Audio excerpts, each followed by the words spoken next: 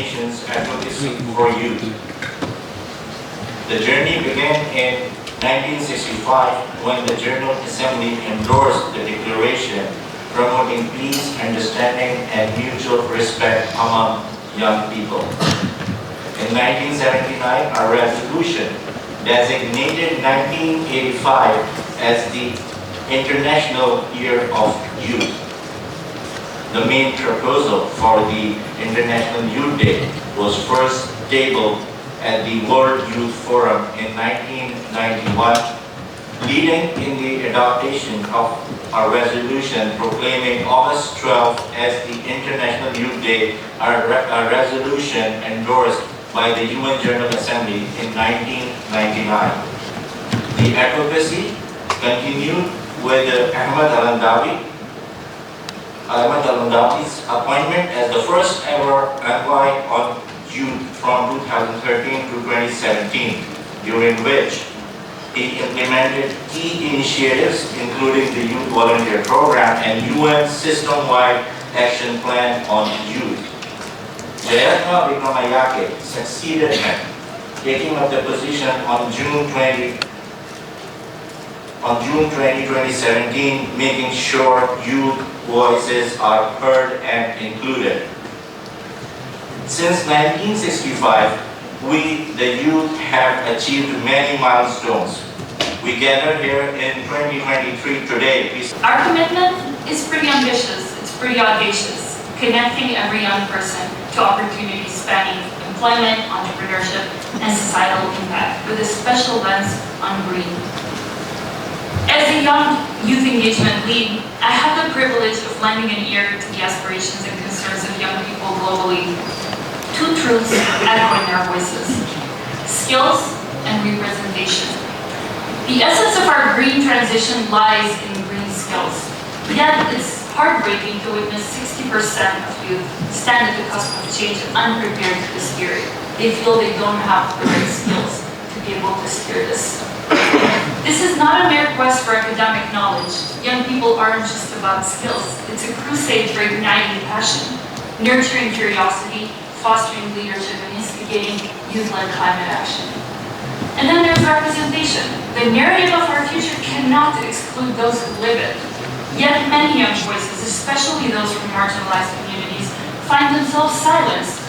Can we really stand by as those voices, rich of resilience and perspective, remain stifled? We're privileged to be here today, yet a lot of young people that face climate change matters every day don't get to be here, don't get to bring their voices here. So recognizing these challenges, UNICEF and partners, through Generation Unlimited, are pioneering a three-pronged approach: empowerment, inclusion, and collaboration. As a youth myself, like I said earlier, I represent the voices of the hundreds of young people in this room, and 1.2 billion young people globally. And I would like to say that climate change is a crucial battle for us as young people, because it impacts and shapes our future. As we hone these green skills, we require all the support from our leaders. We cannot do this on our own. We have the skills, yes, but we do not have the systems. We do not also have the finances. And I am glad that our leaders are listening to us here. They were the ones who were here before we took over. As we navigate these complex global challenges, it is essential to recognize the unique perspectives and ideas and energy that young people bring to the table. We are tired of just sitting down here to talk. We are right now demanding actions. And we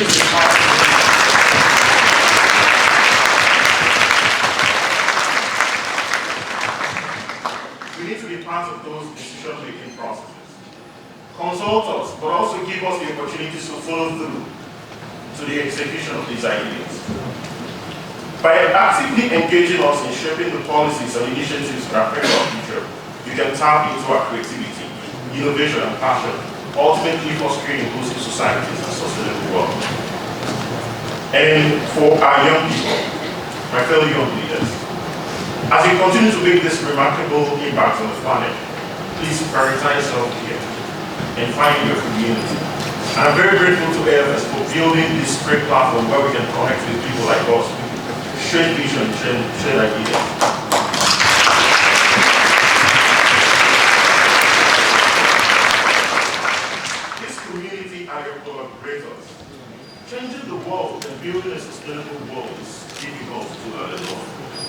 but together we can make it happen.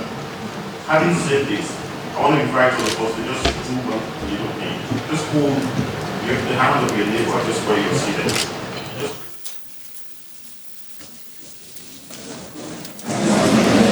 This is what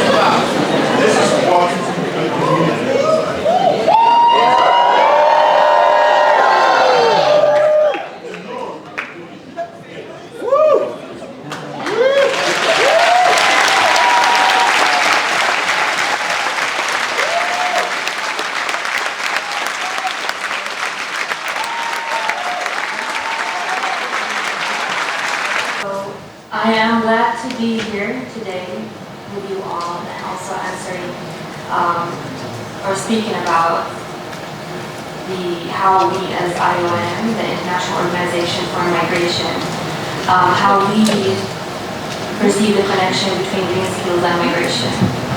I'm a young person myself, I'm a migrant myself, so this is a great opportunity and I'm very happy to be here. So, in congruence with the United Nations, IOM recognizes that green skills encompass far more than just a set of technical skills. Green skills are also a philosophy embodying knowledge, values, and attitudes needed to live in, develop, and support a sustainable and resource-efficient society. Building on this understanding, we recognize green skills as a tool for empowerment and resilience building among migrants. So, how can green skills help address the challenges posed by climate-induced migration? In the interest of time, I will only mention 3 areas in which green skills can help address the challenges. These are 1. Adaptation and mitigation, 2. Job creation, and 3. Poverty alleviation. On the first one, adaptation and mitigation. Green skills can be harnessed by migrants in their countries of origin to address environmental challenges locally, thereby reducing the drivers of climate-induced migration. On the second point, green skills can create jobs and can help migrants contribute to their host countries' green initiatives, helping them become active participants in their new societies. On the third point, by providing green skills training to these vulnerable populations, we can help break the cycle of poverty and reduce the need for people to migrate for survival. As a final comment, I want to draw attention to the fact that migrants with green skills are in the middle of climate action and at the front lines of the climate emergency. Their skills will not only help them access better jobs and fill in labor gaps, but also make them, in practice, the first line of defense against climate change. Therefore, it is of utmost importance to center their voices in this conversation. Yes.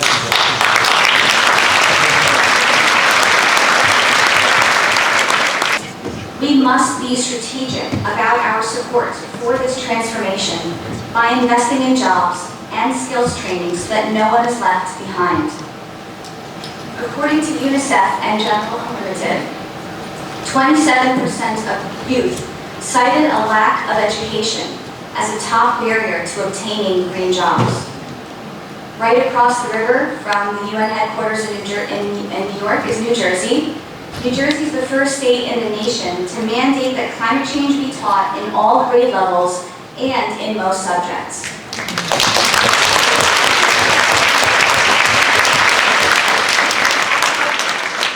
Many states and many countries will follow this example. Partnerships are essential to upskilling youth. We need those who are generating green jobs to invest in young people, especially when millions of jobs are in industries that are dependent upon stable ecosystems. At the Hudson County Improvement Authority, where I work, we partnered with 4-H, universities, and local community groups to create the Sustainability Ambassadors Program and Junior Master Accomplisher Program for high school students to learn from those in the field and about how to put the SDGs into action. These programs are meant for equipping young people with skills they can use in their careers in the future, but we also need them today, which is why we give them resources they need to start making changes in their community as soon as the program is complete, so they can practice their new skills. Green skills are a way of helping young people envision themselves in a more sustainable world and makes us all more confident about our future. Upskilling youth is the key to accelerating a just and sustainable economy, and will be one of our greatest contributions to current and future generations. Thank you.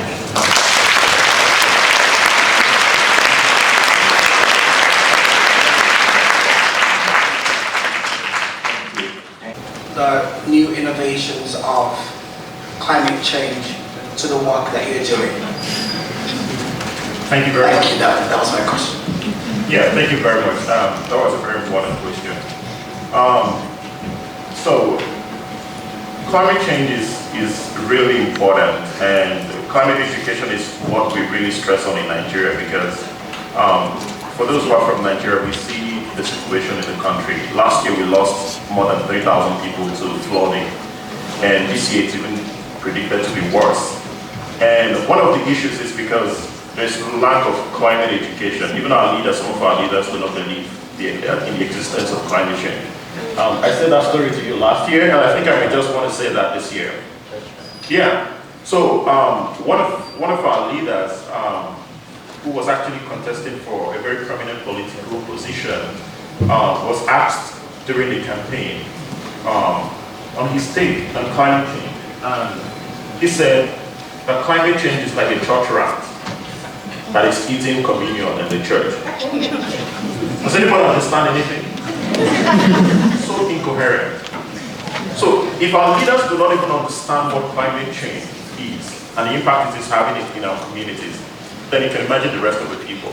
So what we have done at Boys Champions is also to incorporate that into our curriculum and to ensure that our young people are becoming more aware and also taking actions, to abate the climate effect in Nigeria.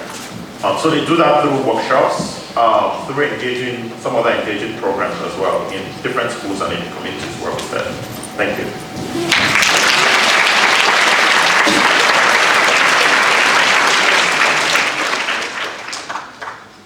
I will take one more question from that, and the furthest hand that I can see, yes, you stand up, I can see your hand.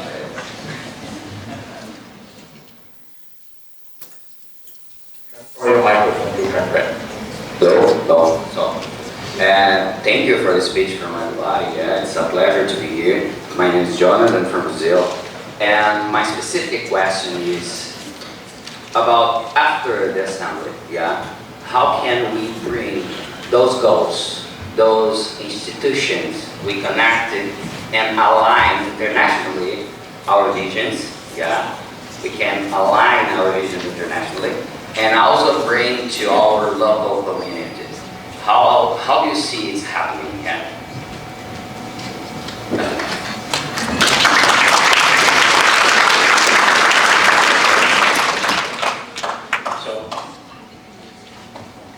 So my panelists think I can answer this and that. So I am the firm believer.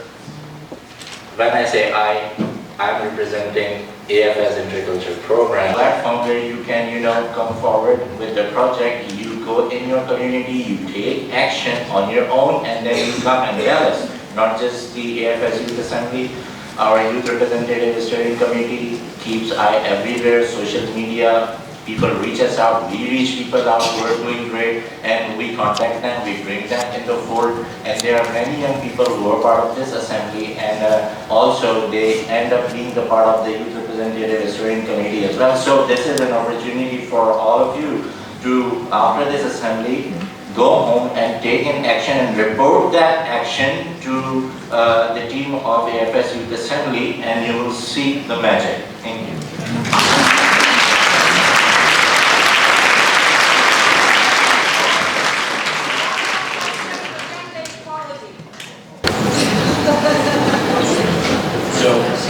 If you can open this, we can see There is a pledge, we're going to read this pledge, but after the pledge, you're going to write your name, you're going to write your country's name and a specific action you want to take, and then you have to give us the consent that we can share your name and your country on our social media platform, and we will definitely share some good of the actions. But you, before we can end this conversation, you have to repeat after me what it is there written. So we know we are absolutely doing this when we go home. So you have to all repeat after me, pay attention, and read, you can read it there.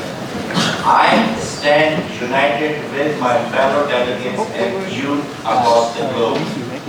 Please repeat.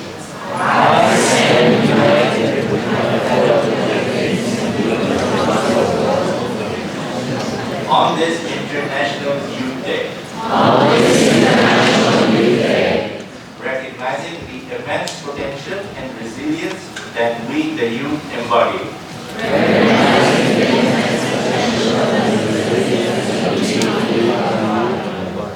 I hereby commit to actively participate in my community to foster development,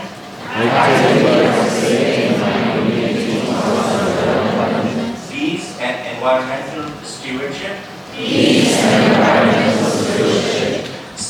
share sustainability principles and green skills, spreading knowledge and awareness.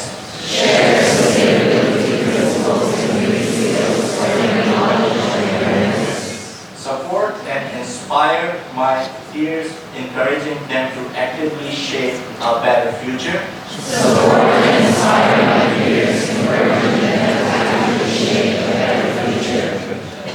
Pursue concrete action that align with sustainable development goals.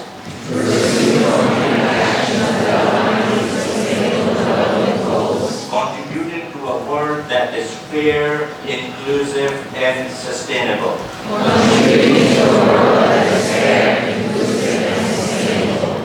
Thank you so much.